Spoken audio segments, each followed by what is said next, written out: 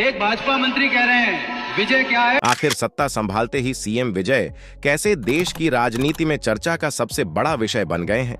आखिर ऐसा क्या है कि मुख्यमंत्री बनने के कुछ ही दिनों में उनके फैसलों की तुलना राष्ट्रीय नेताओं से होने लगी है।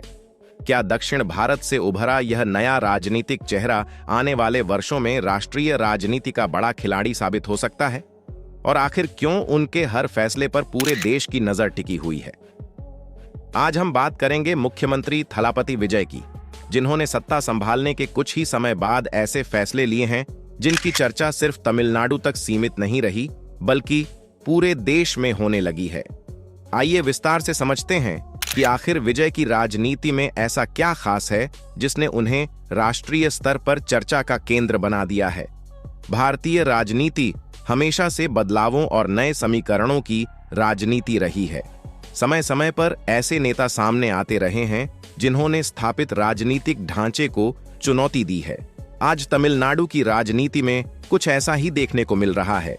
फिल्मी दुनिया के सुपरस्टार के रूप में करोड़ों लोगों के दिलों पर राज करने वाले थलापति विजय अब राजनीतिक सत्ता के केंद्र में हैं।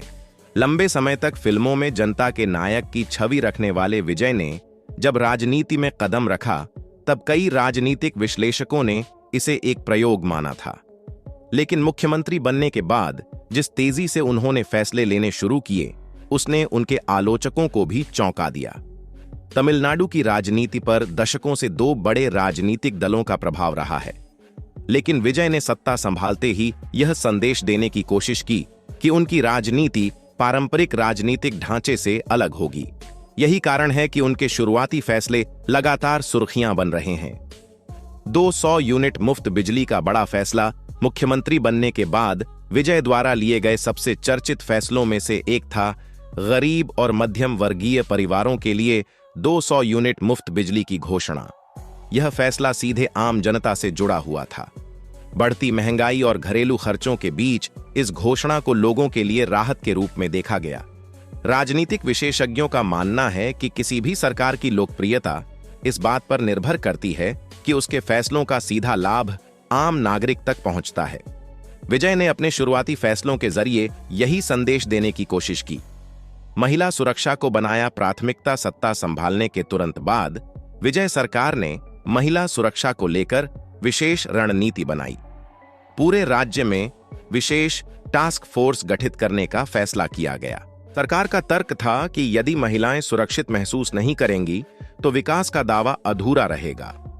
महिला सुरक्षा को प्रशासनिक प्राथमिकता बनाने का यह कदम सामाजिक दृष्टि से भी महत्वपूर्ण माना गया। यही वजह है कि महिला संगठनों और सामाजिक कार्यकर्ताओं ने इस पहल को सकारात्मक रूप में देखा। सीएम विजय द्वारा महिला अधिकारियों पर इस तरह भरोसा जताना राज्य में महिला सुरक्षा, महिला नेतृत्व और प्रशासन में महिलाओं की भागीदारी को लेकर एक मजबूत और सकारात्मक संदेश माना जा रहा है। इस फेरबदल के बाद आईएएस पद्मजा कुल्लाकुर्ची जिले की पहली महिला कलेक्टर बनकर इतिहास रचने में सफल रहीं। थलापति विजय के समर्थकों का मानना है कि चुनाव के दौरान महिला सुरक्षा और महिला सशक्तिकरण को लेकर किए गए वादों को पूरा करने की दिशा में यह एक बड़ा कदम है। उनका कहना है कि इससे जिला प्रशासन में महिलाओं की भागीदारी और मजबूत होगी। थलापति हर वर्ग को साथ लेकर चलने की कोशिश कर रहे हैं। समर्थकों के अनुसार उन्होंने जो फैसले लिए हैं वे सिर्फ प्रशासनिक निर्णय नहीं बल्कि बदलाव की शुरुआत है। दशकों तक तमिलनाडु की राजनीति कुछ चुनिंदा दलों और परिवारों के इर्द गिर्द घूमती रही, लेकिन विजय के आने के बाद राजनीतिक माहौल बदलता दिखाई दे रहा है। फिल्मी हीरो से मुख्यमंत्री बनने तक का उनका सफर भी चर्चा का विषय बना हुआ है। मुफ्त बिजली, शराब और ड्रग्स पर सख्ती, भ्रष्टाचार के खिलाफ अभियान और तेज फैसलों ने उन्हें अलग पहचान दिलाई है। तमिलनाडु की राजनीति में आए इस बदलाव ने पूरे देश का ध्यान खींचा है। इसी बीच विजय ने भ्रष्टाचार के खिलाफ सख्त रुख अपनाते हुए कहा कि यदि कोई मंत्री, अधिकारी या सरकारी कर्मचारी रिश्वत मांगता है तो सबूत के साथ शिकायत करें। सही शिकायत मिलने पर 1 लाख रुपए तक का इनाम देने की बात भी कही गई। बयान के बाद जनता के बीच उनका भरोसा और बढ़ा, लेकिन सबसे ज्यादा चर्चा तब हुई जब उन्होंने एक सार्वजनिक कार्यक्रम में तमिलनाडु की पहचान, भाषा और संस्कृति को लेकर मजबूत बयान दिया। विजय ने कहा कि तमिलनाडु की संस्कृति और यहाँ के लोगों का स्वाभिमान सर्वोपरि है और कोई भी ताकत अपनी सोच यहाँ नहीं थोप सकती। इस बयान को लेकर राजनीतिक बहस तेज हो गई। समर्थकों ने इसे उनकी ताकत बताया, जबकि आलोचकों ने इसे आक्रामक राजनीति करार दिया। तमिलनाडु में दशकों बाद पहली बार ऐसा हुआ है जब किसी फिल्म स्टार ने सिर्फ राजनीति में प्रवेश ही नहीं किया, बल्कि चुनाव जीतकर मुख्यमंत्री की कुर्सी तक पहुंच गया। अब हर तरफ एक ही सवाल पूछा जा रहा है कि आखिर विजय का अगला कदम क्या होगा, क्योंकि जिस तेजी से उन्होंने बड़े फैसले लेने शुरू किए हैं, उससे समर्थकों का उत्साह बढ़ा है और विरोधियों की चिंता भी। सोशल मीडिया पर कई समर्थक उन्हें राष्ट्रीय राजनीति का भविष्य तक बताने लगे हैं। उनकी तुलना देश के बड़े नेताओं से की जा रही है। लोगों का कहना है कि वर्षों से डीएमके और एआईएडीएमके के बीच घूम रही राजनीति में पहली बार कोई तीसरी ताकत मजबूत स्थिति में दिखाई दे रही है। विजय की पार्टी टीवीके की चुनावी सफलता ने राजनीतिक विश्लेषकों को भी चौंका दिया। कई लोगों को उम्मीद थी कि विजय भी अन्य फिल्मी सितारों की तरह कुछ समय चर्चा में रहेंगे, लेकिन चुनाव नतीजों ने अलग तस्वीर पेश की। चुनाव प्रचार के दौरान उनकी सभाओं में उमड़ी भीड़ ने बड़े दलों की चिंता बढ़ा दी थी और नतीजे आने के बाद यह साफ हो गया कि वह सिर्फ मौजूदगी दर्ज कराने नहीं, बल्कि सत्ता हासिल करने आए थे। विजय ने डीएमके पर निशाना साधते हुए कहा कि वर्षों तक जनता को सपने दिखाए गए, लेकिन अपेक्षित बदलाव नहीं हुआ। उन्होंने यह भी कहा कि राजनीति किसी परिवार की निजी संपत्ति नहीं हो सकती। राजनीतिक जानकारों के अनुसार उनकी सबसे बड़ी ताकत युवा वर्ग है।